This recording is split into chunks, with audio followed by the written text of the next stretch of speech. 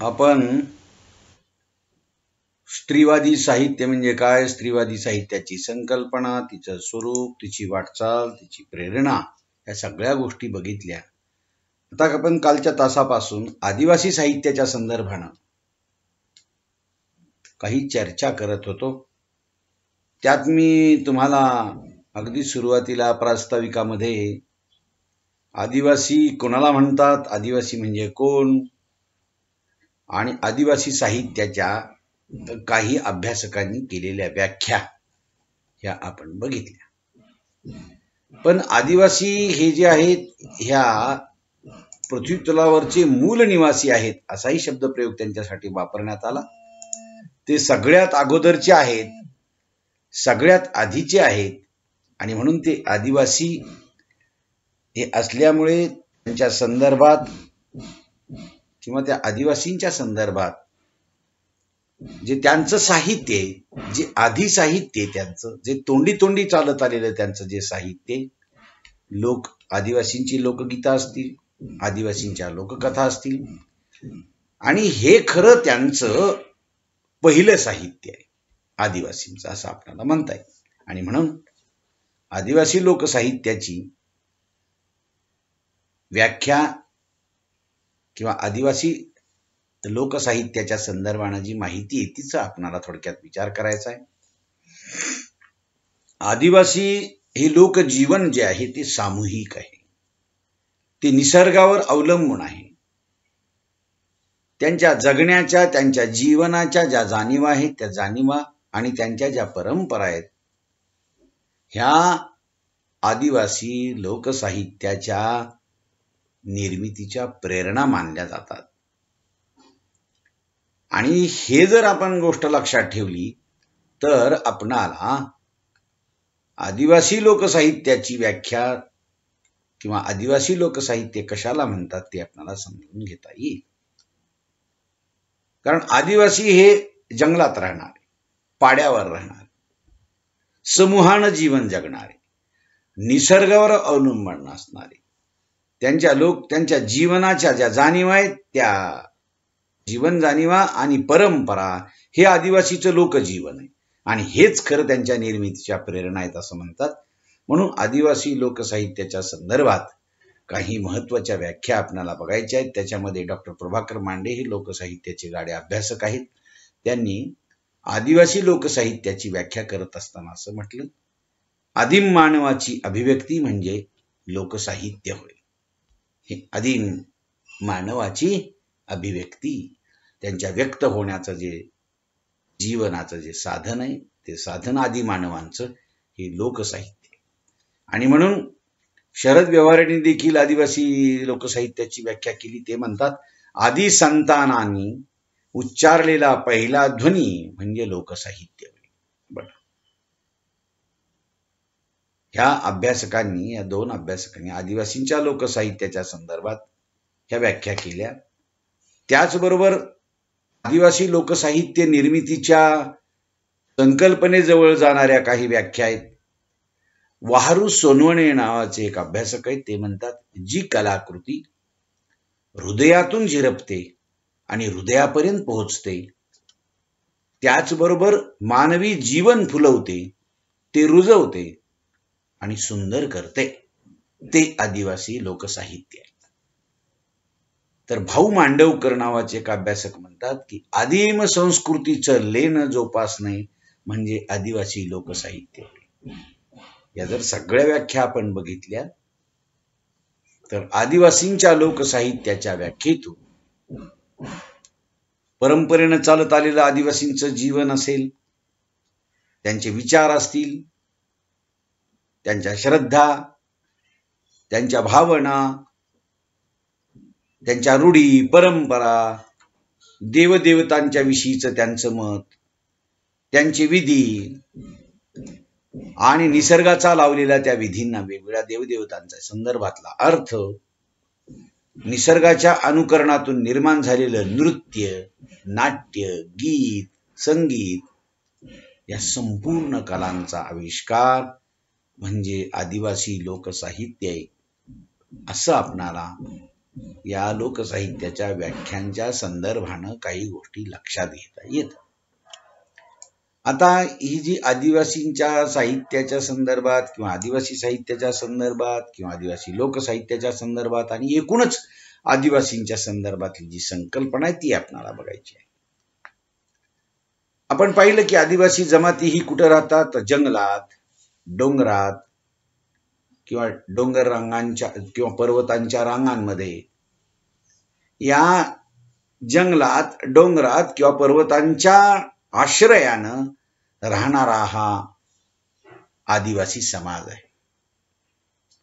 त्यामुळे ह्या डोंगर रांगांच्या किंवा पर्वतांच्या किंवा जंगलाच्या आश्रयाने राहणारा असल्यामुळे आजपर्यंत फार कमी अभ्यासकांनी त्यांच्यापर्यंत जाण्याचा प्रयत्न खूप कमी लोकांनी केलेला आहे. आदिवासी लोकसाहित्य संकल्पनेचा विचार करण्यापूर्वी आपण हे आदिवासी जे लोक आहेत, आदिवासी लोकसाहित्यातले हे लोक कोण आहेत हे समजून घेणं महत्वाचं ठरतं. कारण आदिवासी लोकसाहित्य हे आदिवासी लोकांच्या जीवन जाणीवांना केंद्रस्थानी ठेवणारं साहित्य आहे. आदिवासी लोकसाहित्यातील लोक त्यांच्या निसर्ग परंपरा, त्यांचा आदिम इतिहास, त्यांच्या सौंदर्याविषयीच्या भावना, गोंदणे वगैरे आहे, त्यांची नीतितत्व, त्यांची बोलीभाषा या समान तत्वाशी आदिवासी लोकसाहित्यातील लोक जोडलेले आहेत. आणि या संदर्भात एक अभ्यासक विनोद कुमरे असं म्हणतात की आदिवासी माणसाला एक वैभवशाली इतिहास आहे. जगाच्या आरंभा एवढा जुना आदिम तो इतिहास त्यांच्या पाठीशी आहे. आणि म्हणून लोकसाहित्यातील जे लोक आहे हा शब्द जर आपण महत्वाचा मानायचा असेल तर मग आदिवासी लोकसाहित्यातील लोकविषयक जे काय मत आहे त्या मताचा आपल्याला विचार करावा लागेल, नाही का? आणि म्हणून आदिवासींच्या संदर्भात लोक ही जी जाणीव आहे त्यांची ती आपण जर समजून घेतली तर वागू आपटे यांनी असं म्हटलेलं आहे, लोकभुवन, वसती स्थान, प्रजा, परकी माणसं, जाती या संदर्भाने जर लोकसाहित्यातल्या लोकांचा विचार केला तर ते म्हणतात हे जे आहे ना लोकभुवन, वसती स्थान, प्रजा, परकी माणसं, जाती, परंतु प्रस्तुतच्या लोकविषयीची संकल्पना हे लोक या विस्ताराने प्रकट करता येत नाही. लोक आणि साहित्य या दोन वेगळ्या शब्दापैकी लोक या शब्दाचा विचार केल्यानंतर साहित्य या शब्दाविषयीची आपणाला व्यापकता समजून घेता येते. आदिवासी लोकसाहित्याच्या व्यापकते संदर्भात वहारू सोनोने म्हणतात, आदिवासींचं आदिम जीवनाशी असलेलं नातं, आर्यपूर्व संस्कृतीचं स्वतंत्र अस्तित्व जपणार, निसर्गाची जवळीक साधून जीवन जगणार आणि वेगवेगळ्या संस्कृतीचं दर्शन घडवणार आहे.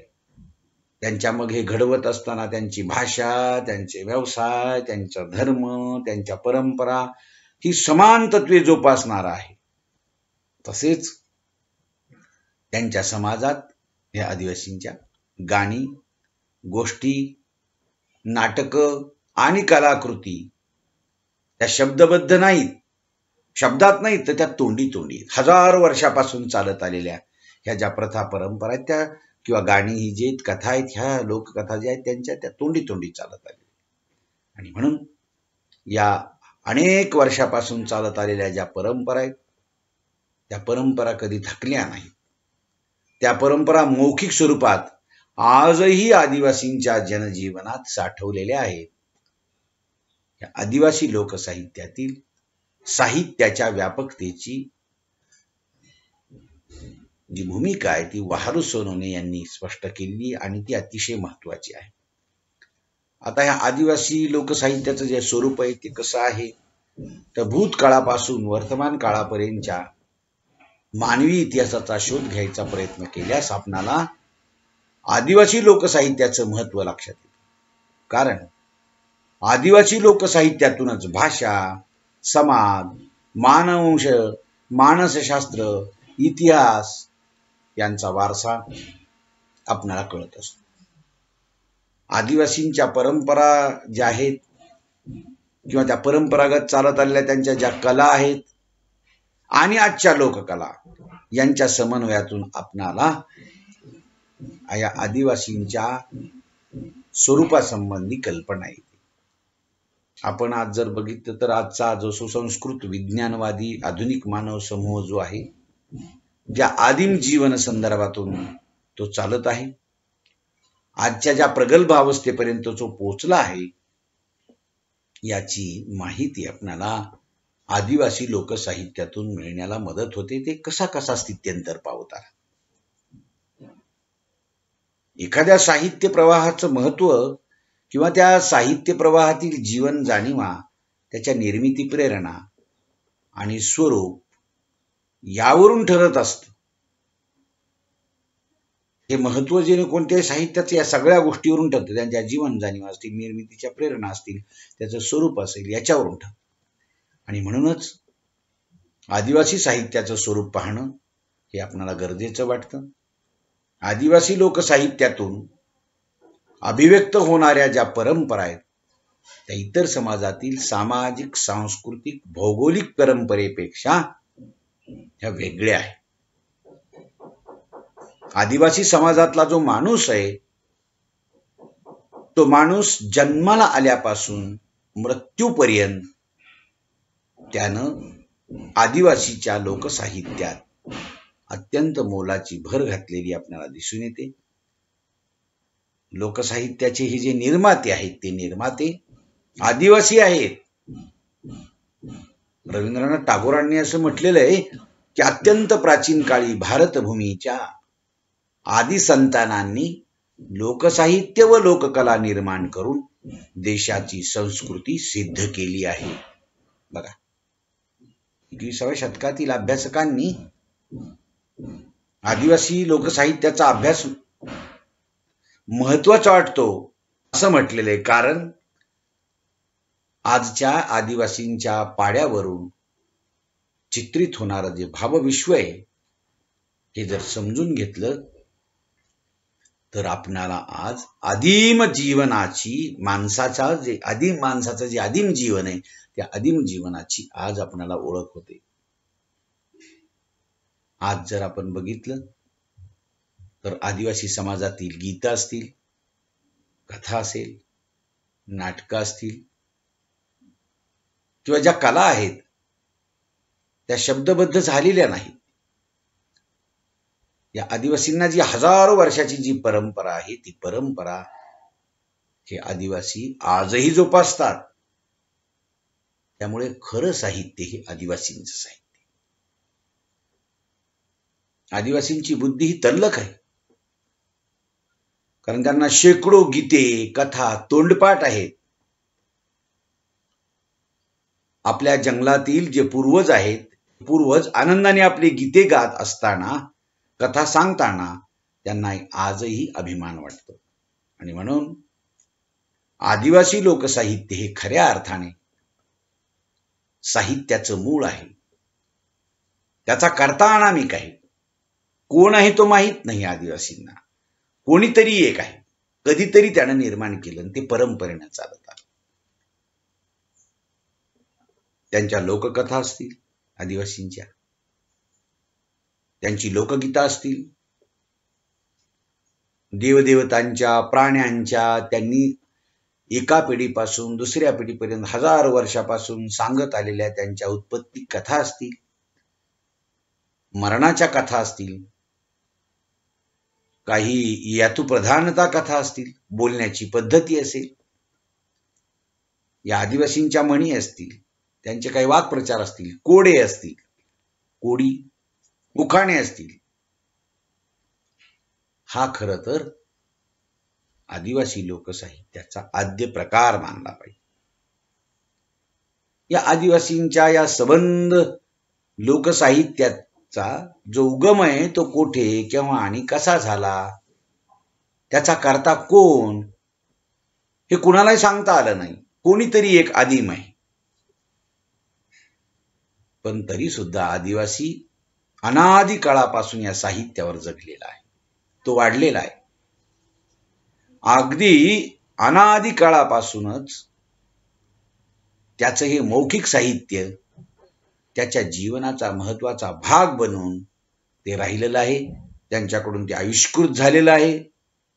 आणि हेच खरं आदिवासी साहित्याचं स्वरूप आहे असं आपल्याला पाहायला मिळतं.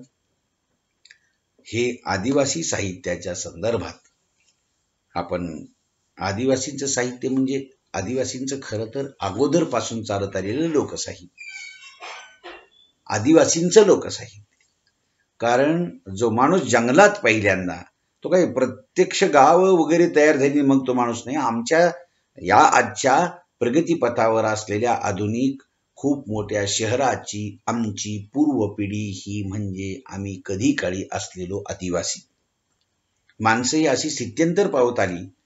कारण माणूस आपल्या पूर्व आयुष्याकडे आज कुतूहलानं पाहत असतो आणि मग आम्हालाच आमचं नवल वाटतं. आणि तसं हे आदिवासींचं जीवन आहे. आणि तेच आदिवासींच्या साहित्याचा संबंध, लोकसाहित्याचा कसा त्यांच्या जीवनाशी एकरूप झालेला आहे हे आपल्याला कळतं. आपण आज या आदिवासींचं लोकसाहित्य आणि त्याचं स्वरूप, त्याची संकल्पना ही बघितली. आता तुम्हाला मी उद्याला आदिवासींचे साहित्य प्रकार भेद किंवा आदिवासींचं साहित्याचे प्रकार आणि आदिवासी साहित्याच्या प्रेरणा ह्या गोष्टी मी तुम्हाला उद्याच्या तासाला सांगतो. ठीक आहे.